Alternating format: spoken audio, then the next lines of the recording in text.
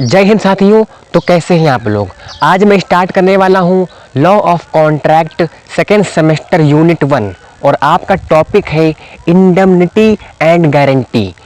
तो सबसे पहले आज मैं डिस्कस करूंगा कि इंडemnity क्या है, फिर इसका पार्ट 2 आएगा, उसमें डिस्कस करूंगा इसके एसेंशियल क्या है और इसके राइट्स क्या हैं। तो ये दोनों वीडियो आपके लिए बहुत ही इंपॉर्टेंट है। तो बिना किसी देरी के आइए स्टार्ट करते हैं वीडियो। सबसे पहले आप जानो ये इंडemnity क्या है। जो ये वर्ड है ना इंडemnity, ये डिराइव्ड है लैटिन वर्ड इंडेमनिस से। इसका मतलब होता है फ्री फ्रॉम लॉस। इंडemnity का मतलब होता है किसी के लॉस को कवर करना।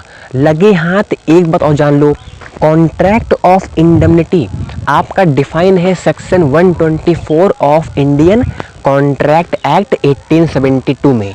तो सेक्शन को याद रखना आपके लिए बहुत जरूरी है। According to section 124, a contract by which one party promises to save the other from loss caused to him by the conduct of the promisor himself or by the conduct of any other person is called contract of indemnity।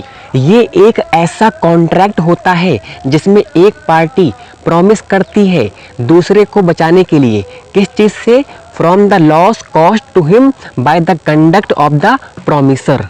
मतलब कि या तो वो उसे उस loss से बचाने के लिए प्रॉमिस करती है जो उसकी खुद की वजह से हुआ है। यहाँ पे प्रोमिसर कौन है, प्रोमिसर है इंडेमनीफायर, और bye the conduct of any other person is called a contract of indemnity. In simple void contract of indemnity का मतलब है कि जिसमें एक पार्टी दूसरे पार्टी को प्रॉमिस करती है कि अगर तुम्हें मेरी वजह से या फिर किसी थर्ड पार्टी की वजह से जो लॉस होगा उसको कवर अप मैं करूँगा, उसको बोलते हैं contract of indemnity. I hope इस डेफिनेशन का मीनिंग आपको समझ में आ गया होगा। ये डेफिनेशन आपको याद करनी है एज इट इज। आओ समझते हैं इसी कॉन्ट्रैक्ट ऑफ इंडेमनिटी को एक बहुत ही मस्त एग्जाम्पल के साथ। इस एग्जाम्पल में 3 पार्टी हैं, मिस्टर ए, मिस्टर बी और मिस्टर सी।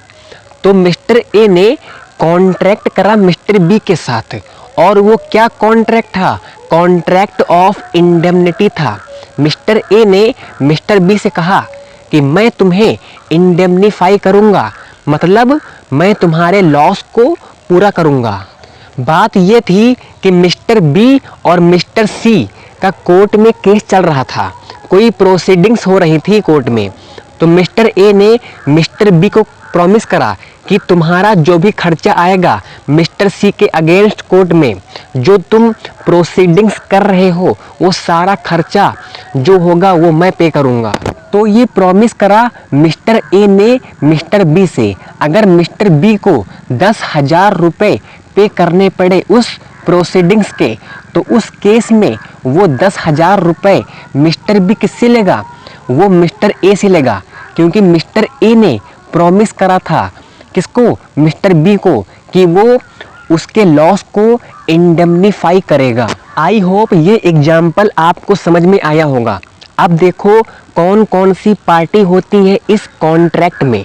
इसमें 2 पार्टीज होती हैं, पहली है इंडेमनीफायर, दूसरी है इंडेमनिटी होल्डर, या आप बोल सकते हो इंडेमनीफाइड भी। ओके, इंडेमनीफायर वो पर्सन होता है जो प्रॉमिस करता है लॉस को कवर करने के लिए, तो उसको हम इंडेमनीफायर कहते हैं। और जिस इंसान को प्रॉमिस किया जाता है, यानी जिसके लॉस को प्रोटेक्ट किया जाता है, उस पर्सन को बोलते हैं इंडेमनिटी होल्डर या इंडेमनीफाइड।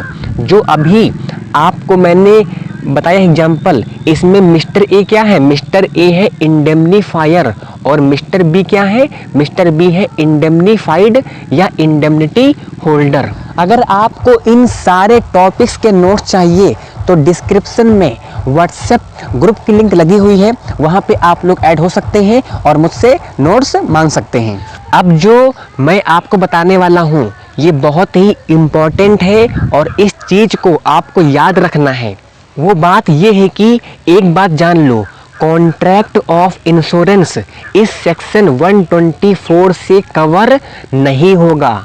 मतलब जो इंश्योरेंस की पॉलिसी होती है, for example vehicle insurance, car insurance etcetera, अगर कोई पूछे क्या ये इंश्योरेंस कॉन्ट्रैक्ट ऑफ इंडेमनिटी से कवर होते हैं, तो आप लोग बोल देना नहीं होते हैं, क्योंकि इंश्योरेंस पॉलिसीज कवर होते हैं सेक्शन 31 टू 36, नॉट सेक्शन 124। आप सिर्फ इतना याद रखो, Indian contract act 1872 section 124 contract of indemnity में कोई भी इंश्योरेंस कवर नहीं होगा।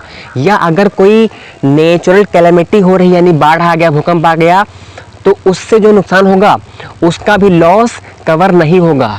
अब आपका आता है इंग्लिश लॉ। इसमें क्या है, इसमें contract of indemnity broader view है, उसमें सब कुछ कवर हो जाएगा। इसमें चाहे बाढ़, भूकंप, तूफान, चाहे कुछ भी आ जाए, इसमें सारे लॉस कवर हो जाएंगे, क्योंकि इसका स्कोप ब्रॉडर है। बट इंडियन लॉ में कॉन्ट्रैक्ट ऑफ इंडेमनिटी का स्कोप नैरो है, क्योंकि यहाँ पे दो ही तरीके की चीजें कवर होंगी। एक नुकसान हुआ प्रॉमिसर से, यानी खुद से, bye the conduct of the promiser. पहला नुकसान प्रॉमिसर की कंडक्ट की वजह से हुआ, दूसरा किसी थर्ड पर्सन की वजह से हो। यानी यहाँ पे सिर्फ दो ही तरीके के लॉस कवर हो सकते हैं, या तो प्रॉमिसर की वजह से हो या तो कोई थर्ड पार्टी की वजह से हो। अगर मैं सिंपल बताऊं आपको, तो इंडियन लॉ में कॉन्ट्रैक्ट ऑफ इंडेमनिटी में जो भी आपका लॉस हुआ है वो तभी कवर किया जाएगा जब वो लॉस में किसी ह्यूमन एजेंसी का इन्वॉल्वमेंट हो, चाहे वो लॉस प्रॉमिसर की वजह से हो या किसी और बंदे की वजह से हो। ऐसा नहीं है कि भूकंप आ गया और आपका लॉस हो गया तो इस केस में आपको कंपनसेट नहीं किया जाएगा according to Indian law. But English law में सारे लॉस कवर किए जाते हैं, चाहे भूकंप आए चाहे सुकंप आए। ओके, आई होप आपको इंग्लिश लॉ और इंडियन लॉ के बीच में क्या डिफरेंस है कॉन्ट्रैक्ट ऑफ इंडेमनिटी में, आई होप आपको समझ में आ गया होगा। तो आपका इसी कॉन्ट्रैक्ट ऑफ इंडेमनिटी में दो केस आता है। पहला केस है एडम्सन वर्सेस जार्विस और सेकंड है डगडेल वर्सेस लोवरिंग। तो इन दोनों केस को मैं डिस्कस करूंगा नेक्स्ट वीडियो में, और कॉन्ट्रैक्ट ऑफ इंडेमनिटी की कम से कम 3-4 वीडियो आएंगी। देखो, मैं चाहूँ तो बना दूँ एक ही में, पर मैं चाहता हूँ कि आप पढ़ो धीमे धीमे, है ना। एक साथ पढ़ोगे तो कन्फ्यूज हो जाओगे, इसीलिए बनाऊंगा पार्ट वाइज वीडियो। ओके, ये दोनों केस में कवर कर दूंगा एक ही वीडियो में, और फिर बनाऊंगा वीडियो कि essentials of contract of indemnity and rights of indemnity holder. और देखो, ये आपका टॉपिक कवर होगा 3-4 वीडियो में। मैं चाहूँ तो एक ही कर दूँ, लेकिन मैं चाहता हूँ कि आप पढ़ो, धीमे धीमे पढ़ो, ठीक है। तो इसका आएगा 3-4 वीडियो। तो ये सीरीज़ आपके लिए बहुत ही इम्पॉर्टेंट है।